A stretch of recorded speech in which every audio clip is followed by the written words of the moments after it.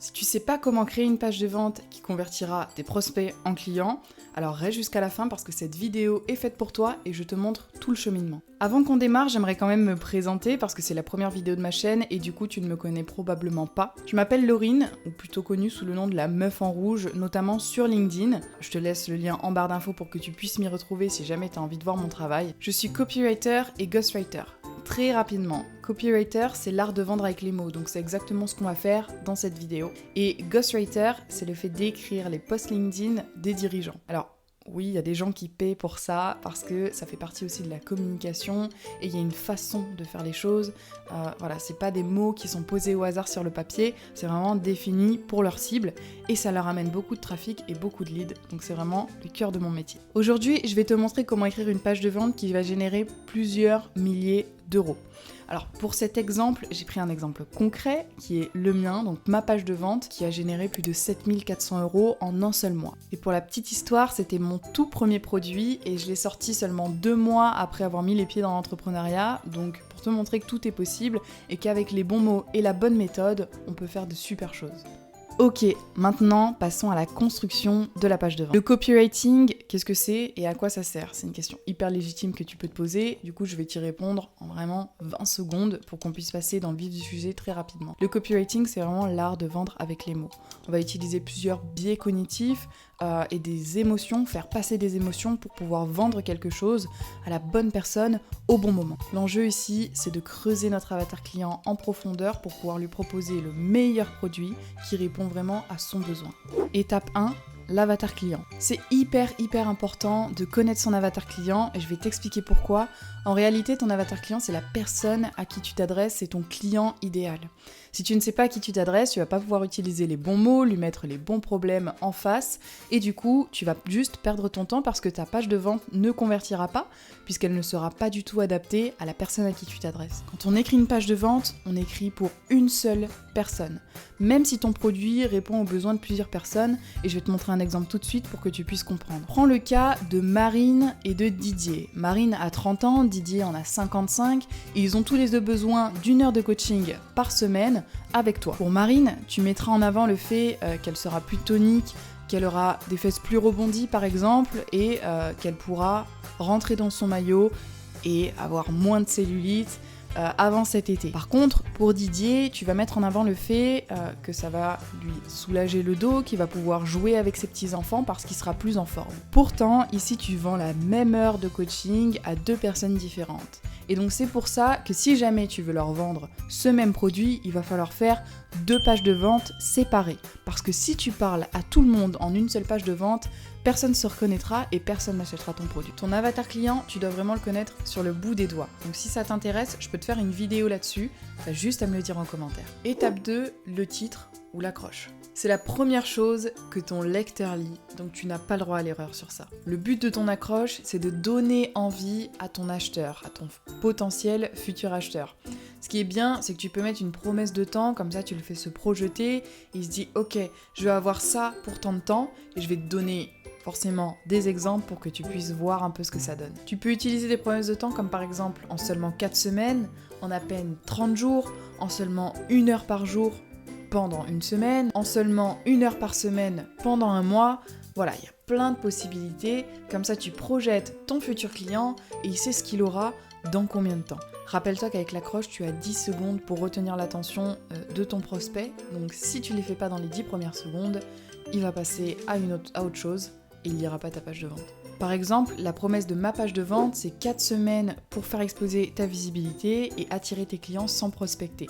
Le but, c'est vraiment de montrer à la personne, 1, ce qu'elle va obtenir, et 2, le bonus qu'elle obtiendra sans même rien faire, et ça, c'est super cool. Bon, après, elle fait pas rien, parce que le but, c'est vraiment d'attirer les clients avec une stratégie, une méthode de communication, mais elle n'a pas besoin d'aller les chercher. Et c'est ça que j'essaie de faire comprendre dans mon accroche. Étape 3, les premiers blocs de ta page de vente. Chaque bloc doit répondre à une objection. Tu noteras aussi que par rapport au bloc, il y a toujours des titres qui donnent envie. C'est-à-dire qu'une personne qui ne lit pas la page de vente en totalité, mais qui lit juste les titres, elle est capable de comprendre de quoi je parle juste en lisant les titres. Par exemple, sur ma page de vente, avec le premier bloc, appuyer sur le bouton publier est un supplice. C'est vraiment des douleurs dont les gens m'ont fait part. Je ne les ai pas inventées, je ne suis pas allée les chercher dans mon imaginaire, c'est vraiment quelque chose que les gens détestent. Et c'est pour ça que je l'ai mis en avant. J'ai sondé des gens, j'ai fait des recherches, et surtout, je me suis appuyée sur les questions qui revenaient le plus, parce que sur LinkedIn, on venait me voir en me posant toujours les mêmes questions. Et donc j'ai décidé de prendre ces mêmes questions et de les résoudre grâce à une formation en ligne. Dans le deuxième bloc, le but, c'est de répondre aussi à mon titre très très rapidement. Dans mon titre, je fais la promesse d'attirer les clients, et donc du coup, dans un bloc, je mets en avant l'objection de trouver des clients, c'est pas évident, moi je trouverai jamais de clients sur LinkedIn. Voilà, je mets toutes ces objections-là dans un seul bloc et j'y réponds. Étape 4, faire en sorte que le client se projette. Donc dans le troisième bloc, tu le vois, je mets en avant ce que le client saura faire après ma formation. Du coup, forcément, je vends un petit peu ma sauce, mais c'est la vérité et c'est quelque chose qui est réalisable si tu suis tous les modules assidûment et que tu fais les exercices qui sont proposés dans la formation. En plus, ça lui permet vraiment de bien comprendre pourquoi il fait ses sacrifices et pourquoi il investit son argent là-dedans. Étape 5, montrer les résultats qu'il peut avoir. Si t'en as pas, c'est pas grave, mais dans la mesure où t'en as, il faudrait les mettre. En général, quand tu vends un produit ou un service, c'est qu'il a probablement fait ses preuves avant, et du coup, si tu peux mettre des preuves, ce serait super bien. Quand on prend l'exemple de ma preuve dans ma page de vente, on voit qu'en fait, je mets en exergue 2 posts. Un post que j'ai fait il y a très très longtemps, enfin il y a 2 mois environ, donc c'est pas non plus extrêmement long, et un post que j'ai fait maintenant. Le but, c'est de montrer la différence entre les vues que je faisais au début et les vues que je fais maintenant. Et de dire à mon avatar client, si toi aussi tu veux passer de ce genre de résultats à de très gros résultats comme moi, suis la formation parce que je te donne tout dedans. Étape 6, en rajouter une couche. Dans ce paragraphe, on va venir en rajouter une couche sur les bénéfices et l'objectif final de la formation pour donner envie d'acheter le produit avant la fin de la page de vente. Étape 7, la preuve sociale. La preuve sociale, ce sont des gens qui parlent en bien de votre produit et dont vous pouvez mettre le récit en avant. Du coup, forcément, ça donne envie aux gens d'acheter votre produit ou votre formation, peu importe ce que vous vendez, et ça rassure le client en fait, avant de faire son achat. Vous rendez votre discours beaucoup plus crédible et vous rassurez le consommateur. Pour ma part, c'est des bêta-testeurs qui ont testé gratuitement la formation. Du coup, ça me permet d'échanger la formation contre des retours qui pourraient me permettre de l'améliorer avant qu'elle sorte pour le grand public, mais aussi des témoignages clients. Les 6 erreurs à éviter quand tu écris une page de vente. S'adresser à plusieurs personnes en une seule page de vente, c'est complètement interdit, donc s'il te plaît, ne le fais pas.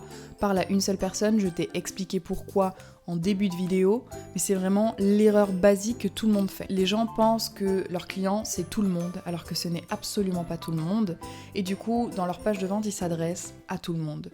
Sauf que s'il n'y a pas de personnalisation, forcément, les gens n'achèteront pas ou très peu vos produits, et du coup, c'est juste une perte de temps. Deuxième erreur, trop enfoncer le couteau dans la plaie. On n'est pas des marketeurs de merde sans âme, on est là pour vendre un produit ou un service qui a vraiment de l'éthique ou qui servira vraiment à notre client. On peut lui montrer que s'il n'achète pas notre produit, il va peut-être faire une erreur, mais par contre, on n'enfonce pas le couteau dans la plaie, c'est quelque chose qui ne se fait pas, c'est dans du marketing agressif, c'est des choses qui fonctionnent effectivement aux USA, mais je trouve que c'est, en termes d'éthique, très nul, et donc je ne recommande pas de le faire parce que sur le long terme, avec une stratégie comme ça, vous allez être perdant. La troisième erreur, c'est d'oublier la FAQ. Donc la FAQ, c'est la foire aux questions et elle se situe toujours à la fin d'une page de vente. Donc sur ma page de vente, vous pouvez voir que j'ai plusieurs questions. Le but, c'est de répondre aux dernières objections que le client peut encore avoir quand il est à la fin de la page de vente. Le but, c'est pas de l'informer sur quelque chose, c'est vraiment de le rassurer sur ce qu'il peut avoir, ce qu'il peut pas avoir, est-ce que la formation est faite pour lui. Donc vraiment, prenez ça en compte. Votre FAQ, c'est pas de l'informatif, c'est de la réponse aux objections. Quatrième erreur, utiliser de faux témoignages. Alors, la preuve sociale, quand vous en avez pas, c'est pas grave. Mais le problème, c'est que si vous utilisez des faux témoignages, en vérité, personne ne le saura. Seulement, si c'est mal fait, déjà, ça se verra, donc vous allez être moins crédible, et dans ce cas-là, les gens le sauront. Et en plus de ça, encore une fois, au niveau de l'éthique, c'est pas bon du tout. Moi, je préconise vraiment de ne pas mentir, d'être hyper sincère. Et dans tous les cas, vous pourrez toujours trouver de la preuve sociale. Vous offrez un service gratuitement à quelqu'un en échange d'une preuve sociale. Voilà, c'est vraiment, vous pouvez faire plein de choses avec ça, mais s'il vous plaît, ne mentez pas. 5e et avant-dernière erreur, ne pas connaître son avatar client. Et ça, je vous ai aussi expliqué pourquoi c'était hyper dangereux. Votre avatar client, c'est votre client idéal. Donc pourquoi vous ne le connaissez pas par cœur?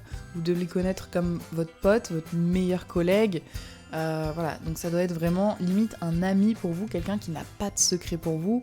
Donc faites un effort là-dessus, ça demande du temps, c'est un travail de recherche, mais très honnêtement ça va beaucoup vous aider et ça va vous permettre de générer plusieurs milliers d'euros de chiffre d'affaires. 6e erreur, et c'est la dernière, c'est ne pas transmettre des émotions.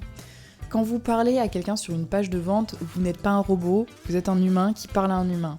Donc évitez d'utiliser des termes trop compliqués, faites des phrases courtes, simples, concises, que tout le monde comprend. Parlez à des humains, faites-vous kiffer.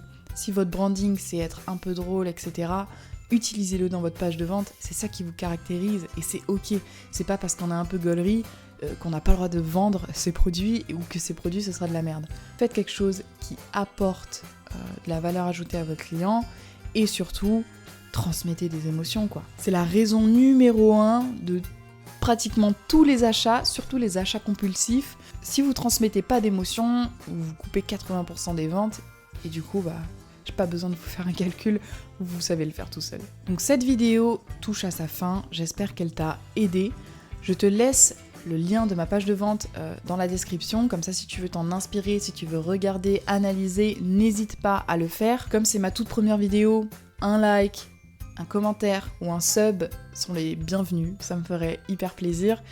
J'espère que t'as kiffé autant le moment que moi j'ai kiffé tourner cette vidéo. Et si jamais t'as des questions, tu peux toujours m'envoyer un mail, je suis là pour y répondre, c'est mon taf et je serais ravie de le faire. Et je viens de me rendre compte que pendant toute la vidéo pratiquement j'ai dit vous et là je dis tu, c'est n'importe quoi, je suis vraiment désolée. C'est pas mon taf d'être face à la caméra et c'est vrai que c'est un peu compliqué, mais promis, je vais m'améliorer pour les prochaines. Et puis en attendant, je te souhaite une belle journée et je te dis à plus.